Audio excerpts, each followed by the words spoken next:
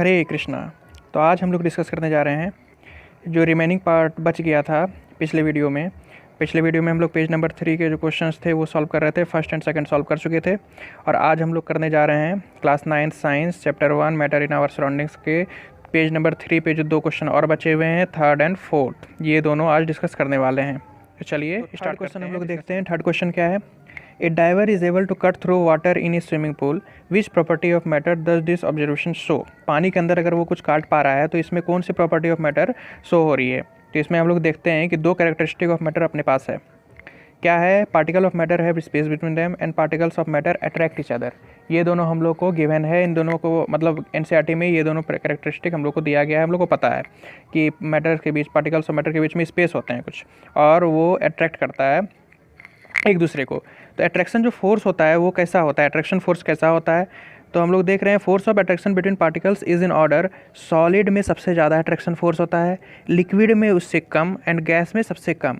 ये force of attraction का level है। सॉलिड में सबसे ज़्यादा होगा, लिक्विड में से कम होगा, और गैसेस में, सब्सटेंस में सबसे कम होगा। तो फिर इसमें अच्छा स्पेस क्या है?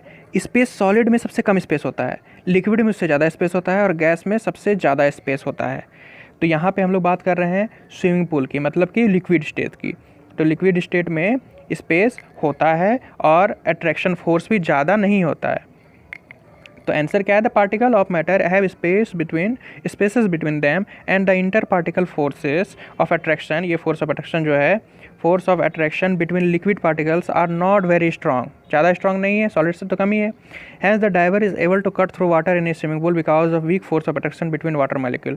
Week force of attraction between water molecules and spaces between the particles of matter in liquid is high as compare to solid. जैसे कि अगर यहाँ पे अगर आइस रहता अपने पास, अगर हम लोग आइस रहता तो आइस के अंदर स्पेस थोड़ा, आइस तो सॉलिड है तो आइस बहुत क्लोजली पैक्ड होता है, डेंसली पैक्ड होता है, तो इसमें स्पेस नहीं रहता है, और अट्रैक्शन फोर्स ऑफ अट्रैक्शन भी बहुत ज़्यादा हो गया, जिसके कारण कि अगर हम लोग आइस रहता तो उसके अंदर हम लोग कोई काम नहीं कर पाते।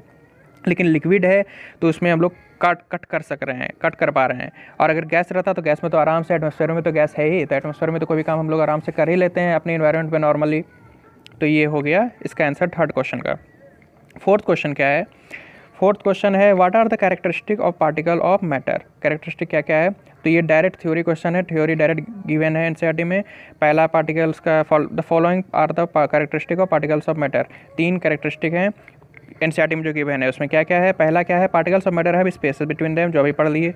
Particles of matter are continuously moving, जो कि पिछले टर्म में हम लोग पढ़े थे।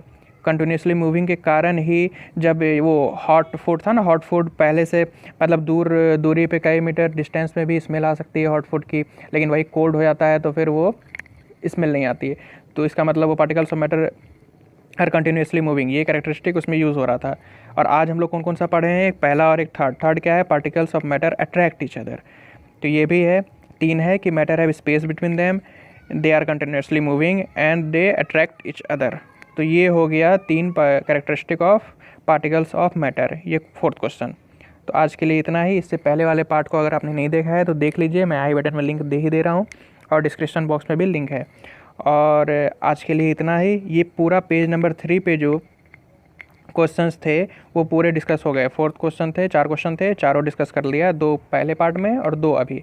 अब नेक्स्ट वीडियो में हम लोग नेक्स्ट इन टेक्स्ट क्वेश्चन को डिस्कस करेंगे कम्प्लीटली।